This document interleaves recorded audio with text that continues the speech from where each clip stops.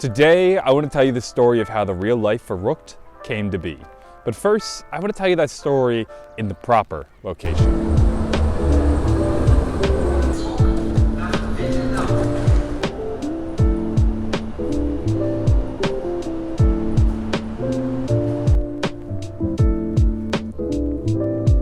So behind me is the real life Verrückt, and this place kind of differs from its in-game counterpart. When you think Verrückt, you think blood splattered onto the walls, you think nightmares.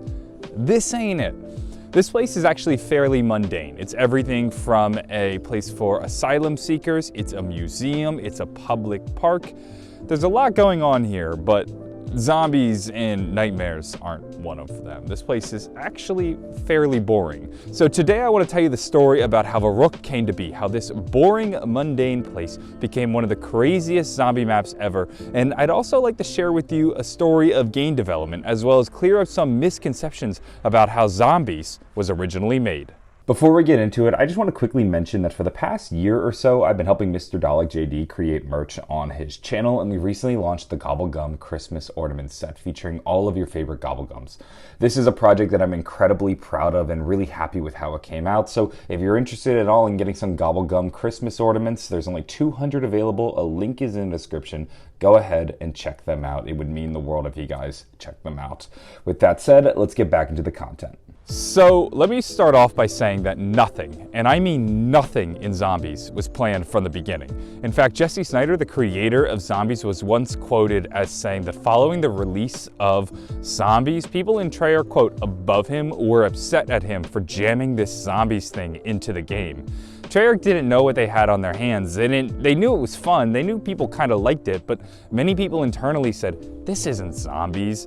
Call of Duty is a World War II shooter that's grounded. We don't need this zombies thing. So they had no idea what was happening. Every map we got, we took what we could get. And so that means there was no planning. We often look at boards like this into Rees and say, oh my God, look, Kino, Ascension, Call of the Dead, they planned this all from the whole beginning. Treyarch, oh my God, it's been planned for 13 years they hid this Easter egg.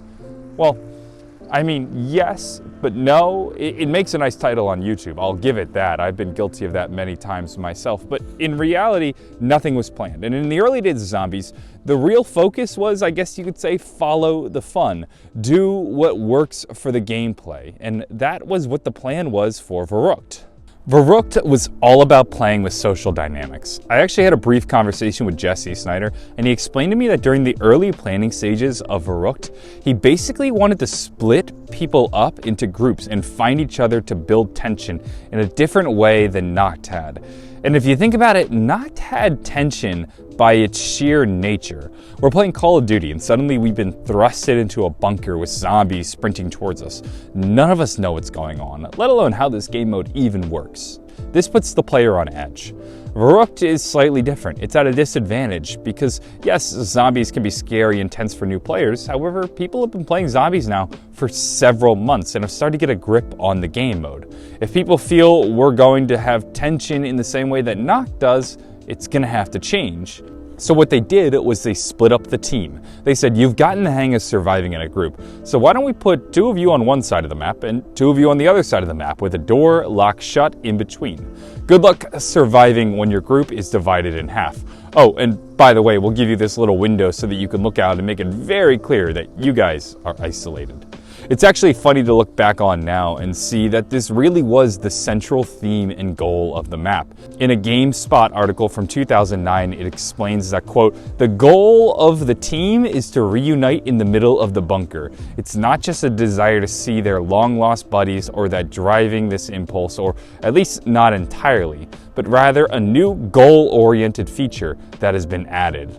I gotta say, in 2021, a quote like that is kind of crazy to read because when we think about like what's the goal of a zombies map, it's generally for the community to work together to solve this intricate and complicated Easter egg that Treyarch is hidden in the map. Then once it's solved, you yourself go and complete it and you've essentially beaten the map. This is what we expect in 2021. In 2009, the goal was simply turn on the power and reunite with our group. And they had to make it very clear in the article, this will not end the game. It's a much different standard.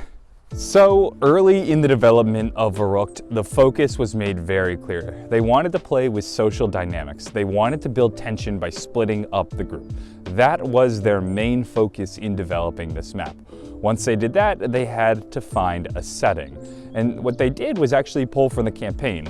We complain a lot now that our zombie maps are ripped from the campaign, but if you have a problem with it now, you should have seen what it was like in World at War.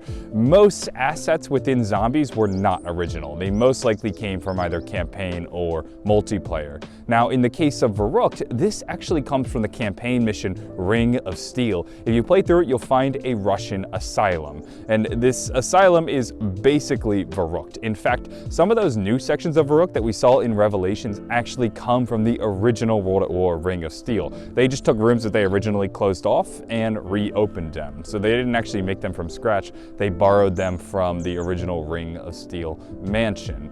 So they literally just kind of copy and pasted this building into their new map. They added some blood splatter, some zombie designs, some features like the box, and boom, you now have a Russian asylum as Verrückt. So that's how the in-game building came to be, but how does this building behind me become Verrückt from Zombies? Well, to be honest, it was probably just a coincidence. So early, the game was called Nazi Zombie. So you can't have a Nazi zombie map set in Russia. That doesn't make sense. So they probably just started Googling like Nazi sanatorium or Nazi sanatorium in Berlin and found this place behind me, the Karl Bonhoeffer Nervenklinik, which does have a bit of a dark history, so it's fitting with what they were going for. They probably saw it and said, yeah, that works. Let's make this building the real life Verrückt. They added some text at the beginning of the map that lets you know you're in Wittnau, and boom, this fairly mundane location then becomes attributed to one of the scariest zombie maps we've ever seen. So much to my disappointment, the building behind me was not faithfully recreated in-game like we've seen in, say, maps like Mob of the Dead. But honestly, that's all right. Probably early on in development, Treyarch just wanted some kind of asylum to fit their theme. They found this one, and boom, we now have Verrückt in real life. In truth, probably like things like the burnt orange exterior that match the burnt orange interior in-game are purely just coincidences. Regardless, I still think it's cool to go to places like this, and maybe, hey, if you're a Treyarch dev watching this and you want to tell me more about what went into actually designing Verrückt and things like that, I'd love to talk about it. But I hope this was a little bit of an insight in how places like Verrückt and maps like that came to be. I hope you guys enjoyed it, and bye.